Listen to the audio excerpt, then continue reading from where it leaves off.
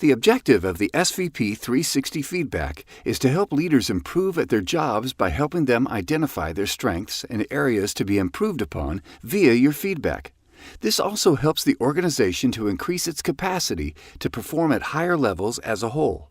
Thus, you have an important organizational role to play in your role as a 360 feedback rater, which shouldn't be taken lightly.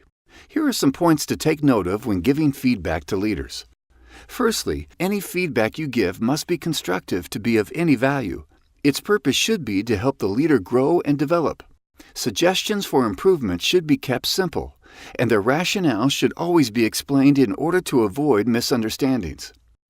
Secondly, you must base your feedback about the leader on personal observations and not those of other people. Your responses should be based on the skills and behaviors desired from the organization to accomplish its mission, vision, and goals as detailed in the AIM qualities. Thirdly, never view 360 feedback as a way to get back at anybody. Try not to be biased and base your feedback on certain isolated situations which happened in the past, especially if they caused you emotional distress. Personal attacks will only cause the recipient to respond negatively and harms everybody in the long run. Finally, avoid sitting on the fence by responding to every question with the same rating. It is highly unlikely that an individual can be good or bad at everything, so try to give a balanced review of that person. Billy has been asked to give 360 feedback to his senior, Annie. On the feedback form, Billy writes, "Annie doesn't cut it as a supervisor." This feedback probably won't be constructive for Annie.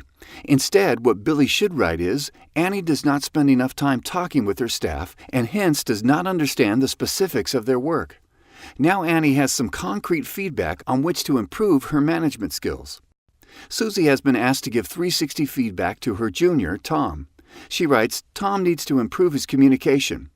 However, how is Tom supposed to know what is wrong with the way he speaks?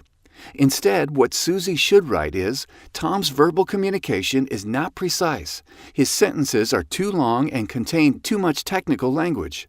Tom now knows that he should use simpler language when he talks to people." Keep these points in mind the next time you do 360 feedback, because when everybody gives constructive feedback, it helps leaders to grow and allows the organization to function better as a whole.